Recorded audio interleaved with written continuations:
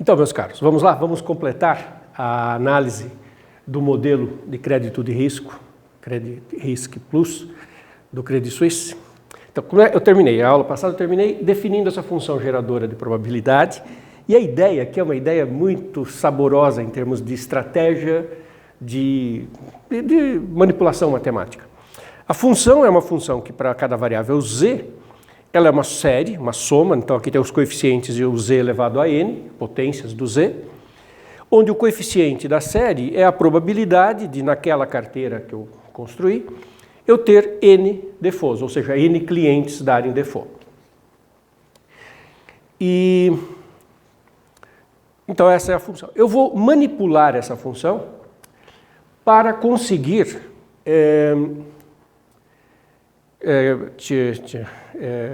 fazer uma outra forma de escrevê-la, de modo que a hora que eu olhar para a série, eu vou olhar o coeficiente do z a n, só que eu vou escrever de uma outra maneira a função. E quando eu escrevo dessa outra maneira e olho para o coeficiente, eu falo, bom, mas esse coeficiente é a probabilidade de default. E o que vai aparecer é uma distribuição de Poisson, vocês já vão ver isso. Então essa é a função z. Dentro da minha carteira, o coeficiente do z a n é a probabilidade de n defaults. Olha para um cliente como é. Para um cliente a função fica simples, né? Porque assim, o cliente pode não dar default, PA, eu estou indicando a probabilidade dele dar default. Então, 1 menos PA é a probabilidade de não dar default, z elevado a 0, e PA dele dar 1 default. Cada cliente só pode dar 0 ou 1 defaults. Essa série é a soma na carteira inteira, por isso que ela tem z elevado a n com n grandes, não? Bom, essa expressão aqui é igual a, como o z elevado a 0 é 1, isso aqui fica 1 mais, bom, eu ponho PA em evidência, PA, esse termo contribui com z, esse termo contribui com menos 1. Então, para cada cliente, a função é 1 mais PA z menos 1, onde A é a probabilidade daquele cliente dar default e isso percorre a carteira de clientes. Por que os eventos são independentes? Essa função é dada pelo produto dessas probabilidades. Isso é uma coisa bem sutil. Lembra que eventos independentes, a probabilidade de ocorrência simultânea é dada pelo produto das probabilidades? Então, olha o que acontece se eu multiplicar, eu vou fazer uma continha auxiliar aqui, só ilustrativa, não é uma demonstração do teorema geral, vou fazer com 2 clientes. Olha o que acontece se eu pegar 1 mais PA z menos 1 e multiplicar por 1 mais PB z menos 1. É a probabilidade de default do cliente A e do cliente B. Eu estou multiplicando porque a probabilidade de ambos darem default é o produto. Quando eu faço a distributiva, eu tenho 1, aí eu tenho PA, agora vamos ver os termos constantes. Tenho 1, que está aqui, eu tenho o PA e o menos 1, e o PB menos 1. Então, eu tenho esse vezes esse, agora esse vezes o 1, então fica PA z menos 1. Agora eu tenho o 1 vezes esse, é o PB z menos 1. E eu tenho PA/PB z menos 1, z menos 1. Z menos 1 ao quadrado. Então, vamos dar uma olhadinha o que está aparecendo aqui. Tá? Nessa fórmula, o que eu tenho acontecendo aqui. Vamos pegar tudo que for constante e tudo que for de potência 1 de z e tudo que for potência 2 de z e separar para escrever a minha função geradora. Então, constantes é 1 mais PA, ou melhor, menos PA, daqui, menos PB, Tá aqui. E aqui eu tenho mais PA/PB, que é o produto vezes o terceiro termo aqui do elevar ao quadrado. Esse é o termo constante. O que eu tenho multiplicando Z? Eu tenho PA, eu tenho PB, e eu tenho aqui o que vem do duplo produto, menos o duplo produto, menos 2 PA/PB. Esse multiplica Z. E multiplicando Z2, eu tenho PA/PB multiplicando o Z ao quadrado.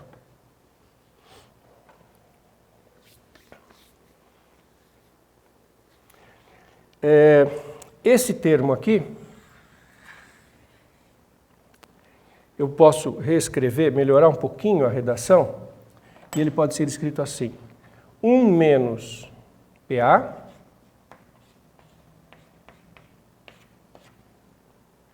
esses dois primeiros, põe o PB em evidência aqui, fica PB, e aqui PA menos 1. Ou posso pôr 1 menos PA e sinal de menos. Observe que agora eu ponho 1 menos PA em evidência, e fica 1 menos PA, 1 menos PB.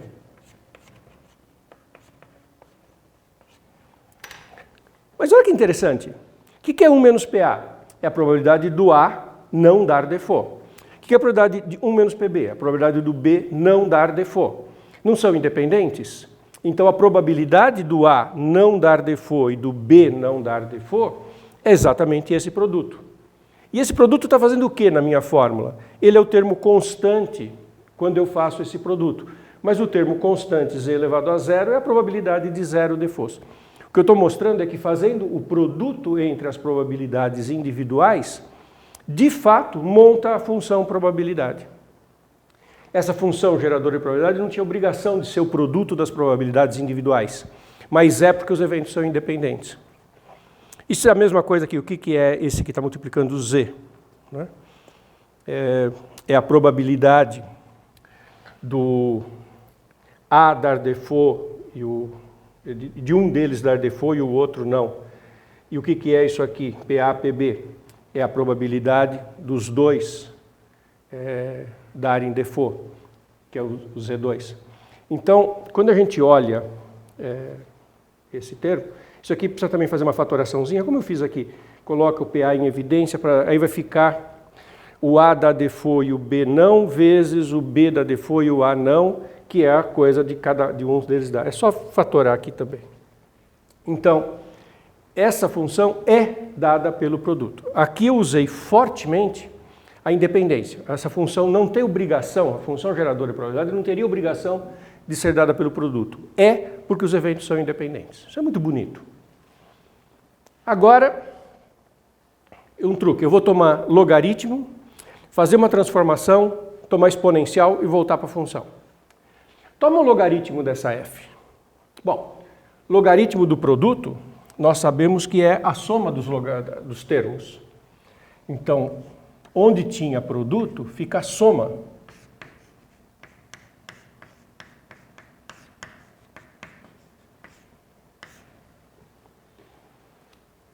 Então, o logaritmo da f é essa soma.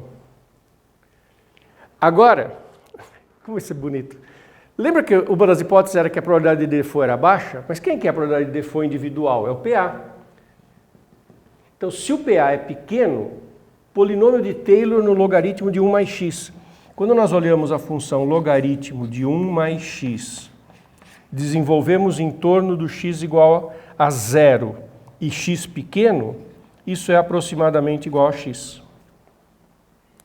No x igual a 0, o valor da função é log de 1 mais 0, é log de 1, que é 0.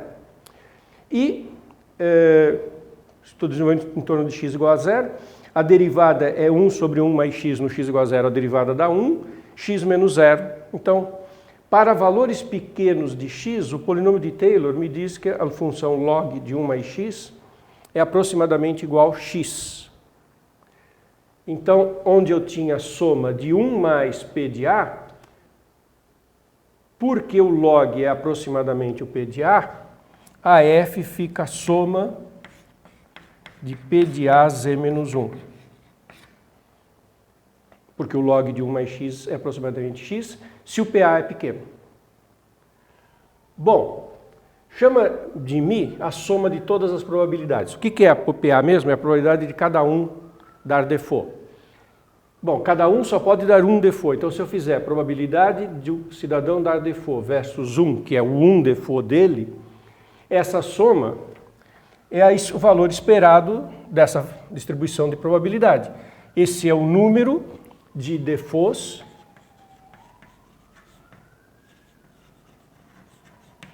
da carteira. Na verdade, isso é o valor esperado da carteira. Bom, F estava lá, eu tomei log, agora toma exponencial. Se você toma exponencial disso, volta para F, porque, desculpe, aqui na verdade não é F, né? Aqui tem uma distração minha, é o log de F, que é isso. Ainda bem que eu percebi. É o log de F que é isso, porque o log é aproximado e a F é a soma dos logs. Então, log de F é isso. Aí, quando eu tomo a exponencial, eu vou ter E elevado a essa soma. Separa em duas partes. A soma dos PDAs é o μ. Então, fica E elevado à soma dos PDAs, E elevado a μ, mas está com sinal de menos, PA menos 1, elevado a menos μ. E o PA vezes Z, põe o Z em evidência, elevado a μ Z. Bom, mas o que é isso? Isso aqui ainda é igual a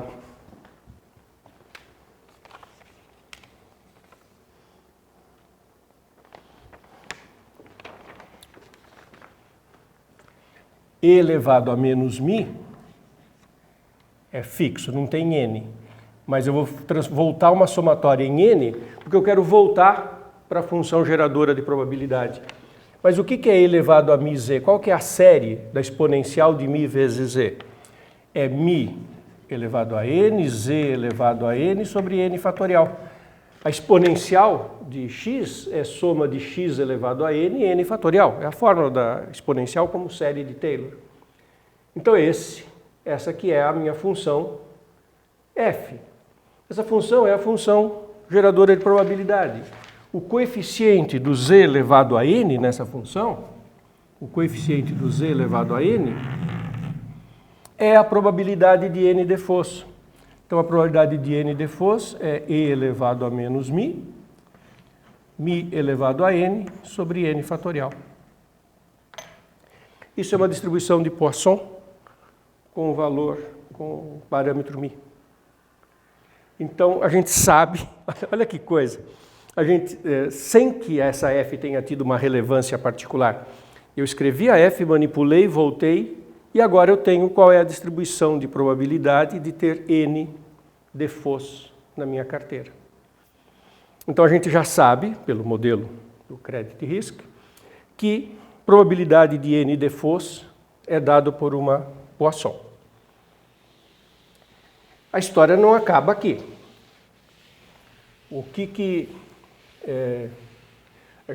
Quais são os próximos passos? Nos próximos passos eu vou mostrar como é que se alinhava um deles. Os próximos passos. Bom, nesse trabalho que eu citei, né, que é essa dissertação de mestrado, que foi feita na USP, simulações de carteiras para ver se isso se comporta bem. Então, foram feitas várias simulações, mostrando como que esse modelo se aplica. Essas simulações estão diretamente ligadas à seguinte pergunta.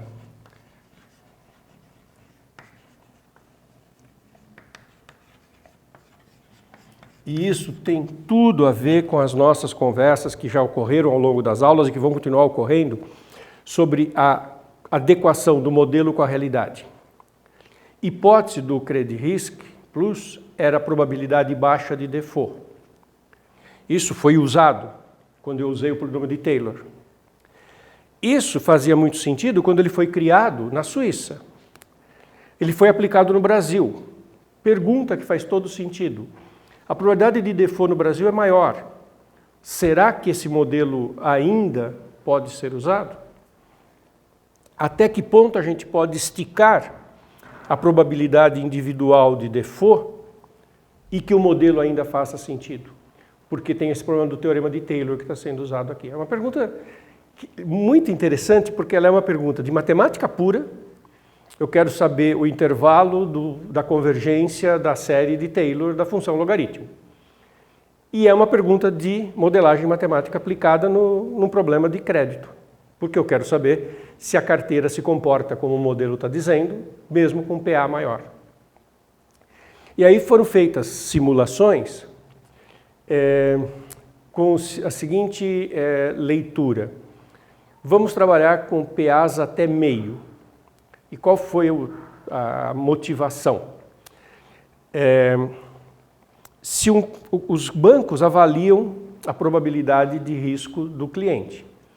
Se a probabilidade de risco for maior que meio, provavelmente o banco não vai dar crédito. Imagina que a análise do cliente, isso vale para banco, para empréstimo, vale para seguros, vale para todas as coisas, né? Se a probabilidade de problemas com aquele cliente é maior do que 50%, quer dizer, é mais provável que tenha problema do que não, provavelmente o agente não vai fornecer o bem do qual nós estamos falando. Então foram feitas simulações com esse modelo usando PA igual a meio, até para ver o que acontecia. E o modelo se ajustou muito bem. Ele funcionou direitinho. Bom, e o terceiro passo, esse eu vou contar rapidamente para vocês, né, como que foi feito, alinhavar isso, é refinar essa análise na seguinte intenção, na seguinte visão. A gente fez uma coisa de muito sucesso aqui. Nós descobrimos qual é a probabilidade de N defaults naquela carteira. Só que isso foi uma coisa que não levou em conta o valor do default. Eu estou contando a probabilidade de 10 clientes não pagarem o empréstimo. E eu não levei em conta se esse cliente 1 é uma dívida alta ou baixa. Então nós vamos refazer uma coisa parecida com essa, criar uma outra função geradora de probabilidade, só que ao invés de colocar aqui probabilidade de N defaults, eu vou colocar probabilidade de perda financeira. Vou colocar como se fosse dinheiro aqui. Então, unidades monetárias. E fazer a mesma coisa. E aí descobrir qual é a probabilidade de N vezes uma unidade monetária. Então, vou refazer essa construção agora com uma nova função geradora de probabilidade. Então, continuando a nossa análise, o que eu vou fazer agora?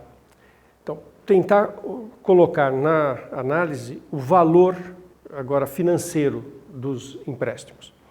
Então, a estratégia vai ser a seguinte. Cada cliente, né, da carteira, ele tem uma exposição individual, que eu vou chamar de LDA. É o quanto ele tomou de empréstimo, quanto ele está exposto e quanto que o agente financeiro está exposto a não receber com ele. PDA é a taxa de default e o lambda A é a perda esperada, tudo daquele cliente. Mas aí o que é estratégico fazer é o seguinte, criar uma unidade financeira que seja uma espécie de denominador comum para todos os clientes. De modo que assim, sei lá, se eu chamar essa unidade financeira de 10, o cliente que tomou empréstimo de 80, eu vou dizer que ele está na faixa 8, porque ele tomou a exposição dele é 8 vezes o 10, que é o denominador comum, a unidade financeira. O cliente que tomou 150 está na faixa 15, porque ele tomou 150. É claro que o valor de cada cliente pode ter uma pequena flutuação, um pode ser 80, outro 81. Se tivermos dois clientes com exposição 80 e 81, ambos estão na faixa 8. Eu vou chamar esse número mid A, um número inteiro, que é a exposição comum naquela faixa, mas medido em unidades de L, onde L é uma unidade financeira que é o denominador comum. De modo que cada indivíduo tem a exposição dele é esse denominador comum, essa unidade financeira, multiplicado por um número inteiro, que é o número inteiro da faixa dele. E os clientes são divididos em faixas. Então, a gente vai trabalhar em faixas em que os clientes são iguais em termos financeiros. E como é que a gente mede isso? Em unidades, em quantidade dessas unidades financeiras. Então, essa é a estratégia. Algumas observações simples, mas iniciais. Então, esse número medial é um número inteiro, que é a exposição comum numa certa faixa, medida em quantidade dessa unidade financeira. Vou chamar de epsilon de J a perda comum na faixa J, e μJ a taxa de default na faixa J. Então, a perda na faixa é a taxa de default vezes aquela quantidade, né? Essa aqui é a perda na faixa medida em múltiplos da unidade financeira, né? Porque isso aqui é uma probabilidade e isso aqui é um número inteiro. Então eu estou vendo naquela faixa qual é o número esperado de perdas em L. Então, e cada μJ é isso. E isso é a soma, isso é em cada faixa, mas em cada faixa é a soma da perda individual, isso é constante na faixa e é igual ao valor de cada um, então é como se eu tivesse uma fração como denominador comum, então esse valor, né, esperado, a perda esperada na faixa, é a soma das perdas individuais naquela faixa e todos têm o mesmo denominador aqui. Com essas notações introduzidas, eu vou considerar agora uma nova função geradora de probabilidade. É a função geradora de probabilidade da distribuição da probabilidade, a distribuição da probabilidade de perda de N unidades financeiras.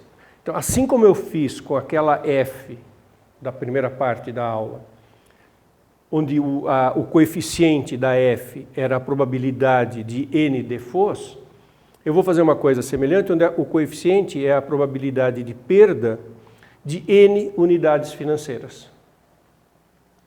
Fazemos a mesma coisa.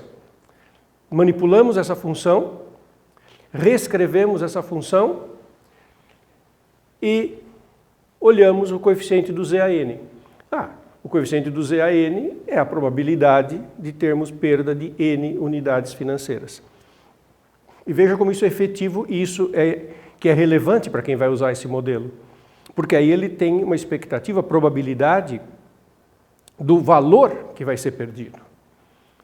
Isso é o que é mais importante. As contas são mais sutis, um pouco mais complicadas do que as que eu fiz com a F, mas eu vou colocar o roteiro do que a gente tem que fazer para que vocês possam observar e olhar as conclusões em que a gente chega. Então vamos lá, eu vou dar o roteiro para vocês do que a gente faz agora com essa geradora de probabilidade. Então, aí a gente introduz essa função G e essas funções parciais que são válidas em cada faixa. Então, na faixa J, eu também tenho uma função parecida com essa, que é a somatória da probabilidade da perda de NL, Z elevado a N, esse número inteiro, que é a exposição daquela faixa. Então, na exposição daquela faixa, a gente lembra que esse número multiplicado pelo L dá a exposição daquele indivíduo, então a perda de NL está com esse coeficiente aqui, com esse expoente aqui. Lembra que para a função f do começo da aula, eu mostrei que porque os eventos eram independentes, aquela função f era o produto das funções FA para todos os indivíduos. Aqui a gente faz a mesma coisa, da mesma forma. Essa função g é o produto dessas GJs nas faixas.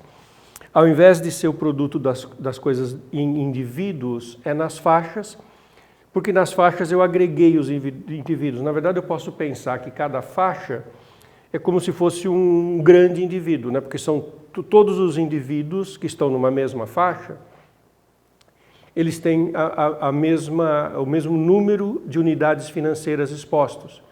Então, a faixa funciona como se fosse um cliente, porque todos eles estão com a mesma exposição. Tá?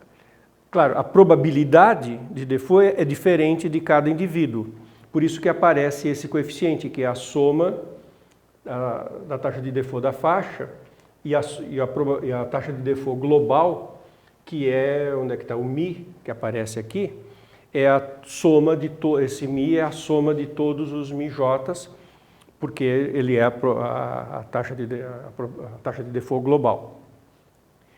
Então, a gente faz esse produto, analisa nas faixas, assim como eu fiz com a F, em cada indivíduo eu vi como que ela se comportava, a G em cada faixa, a gente faz uma análise para chegar nessa fórmula. É usual introduzir essa função auxiliar P aqui, e a gente conclui que a G de Z é a F calculada nessa P. Então, isso são passos algébricos, que eu estou só dando o roteiro para vocês. Aí, eu quero fazer igual eu fiz no anterior.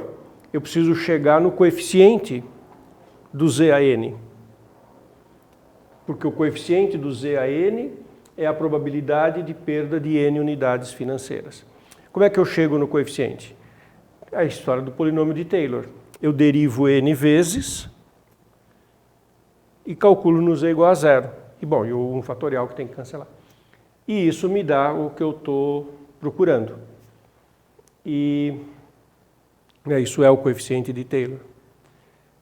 E fazendo isso, usando da F que a gente já sabe e da P que está aqui, que também é uma função mais ou menos manipulável, a gente chega aqui nessa expressão, que a probabilidade de perder N unidades financeiras, que é o AN, é uma soma onde aparece o N, aparece a perda comum na faixa J em unidades financeiras, que é dada pela quantidade de unidades e pela probabilidade, né? O Mi é a quantidade que cada um está exposto, e isso é a probabilidade de que cada um falhe, e a soma dos EJs é a perda total na faixa. E com as exposições todas as anteriores, sendo que é uma lei de recorrência para a probabilidade. O A0, que é o G de zero, é dado por essa forma, que é o F de P de zero, é o primeiro termo da série de Taylor, é a função calculada em zero. E aí é só, né, isso aqui é só uma continha, é só fazer o Z igual a zero ali na fórmula. E essa é uma expressão que é dada por uma lei de recorrência, que dá a probabilidade que interessa, que é a probabilidade de N, não de N defaults, mas de default de N unidades financeiras. É possível refinar ainda mais o modelo do crédito, o Credit Plus. É possível introduzir agora a seguinte outra variável, fazer um intervalo de variação do PA, quer dizer, a probabilidade individual variar. Isso é uma coisa que, à medida que vai se refinando os modelos, né? Isso também a gente já comentou em algumas aulas, vai sempre aparecer. A gente vai refinando os modelos. Quando a gente consegue um sucesso de chegar com o modelo até um ponto, a gente tenta melhorar ainda mais. A probabilidade de default de uma pessoa, ela pode variar no tempo, né? Com as condições econômicas. E o próprio banco pode saber disso. O banco tem o meu perfil. Ele sabe no que eu trabalho. Se aquele setor da economia começa a ir mal, ele pode aumentar a probabilidade de eu dar default, porque ele sabe que eu sou dependente de exportação, que eu sou dependente de petróleo, que eu sou qualquer coisa e que essa coisa está indo mal. Então é possível, né, nessa linha da inteligência artificial, né, dos algoritmos que vão refinando as análises, introduzir variação no PA. E também é possível fazer. Nessas duas aulas eu quis mostrar para vocês as ideias, abrir a porta do Credit Suisse Plus, que é um modelo super eficiente. Ele tem um sucesso muito bom, é usado com muito sucesso. Está ok?